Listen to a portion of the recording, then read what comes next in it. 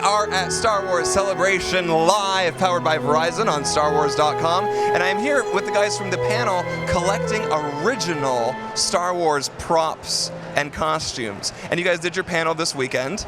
How did it go? I think it went very well. Yeah, I think people enjoyed it. It was a great audience reaction. What did you guys talk about? Best panel ever. Wow, that's very bold. Yes. We showed a number of pieces that are in private collections. We talked a little bit about how to collect props and costumes.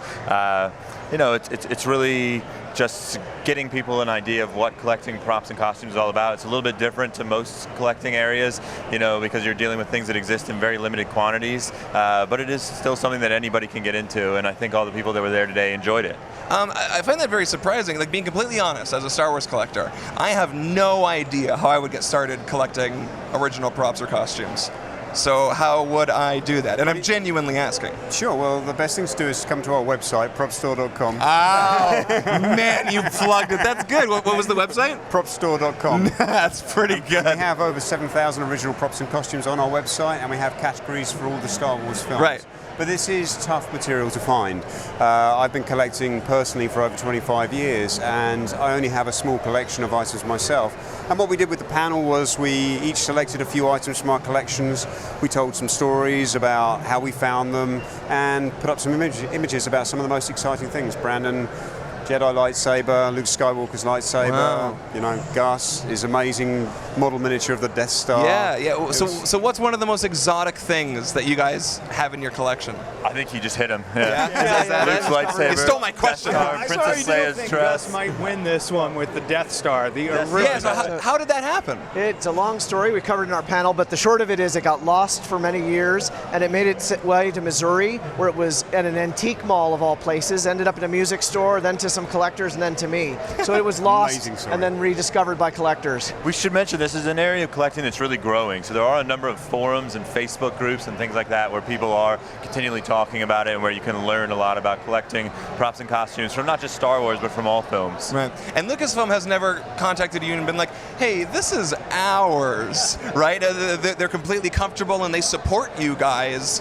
in finding these important pieces of history. What you find is most collectors are fairly ethical about this. Like, they would only go after a piece if it was thrown away or gifted or rented into the production. by other a lot of thrown props out, and costumes were yeah. rented into the productions. They were never owned by the production itself. And Lucasfilm was very aware that especially for those first 3 original films, there are a number of pieces that they did not opt to retain at that time, and they are out there in private hands today. They didn't know that 40 years later people would still be this obsessed. Now, This obsessed? oh man, there's a lot of people here. Have they ever contacted you because they're like, hey, we want some photographs of that? Or I know J.W. Rinsler puts a lot of work into the research of the Star Wars history, and they just released the costumes book last year. Brandon, which I wrote. The author of the costumes. Which you wrote, yeah. Which we talked about. Yeah, I know. What a layup that was. Yeah, we did. When we did the Return of the Jedi book with Rinsler, we helped him get some photos of some things that are out there in private hands today, some photos that he wanted to include in that book. Yeah, that's pretty cool. Yeah, we've contributed to a number of Lucasfilm publishing publications. Prop Store has contributed images and we have a too. display here as well on our booth. So we've got Princess Leia's original dress from the medal ceremony of A New Hope on our stand today with Han Solo's You have to jacket. get over there. Yeah, 1140. I know they've got you chained to the cantina for the weekend. Oh, I'll You gotta find get time. over to that I'm going to booth. find some time. Yeah, that is a for piece sure. of history right there. There's a lot of them. Oh, it's amazing. Cool. Well, guys, thank you so much for being a part of this, for stepping out and throwing your panel. And we are going to continue our coverage of Star Wars Celebration Live here, powered by Verizon on StarWars.com.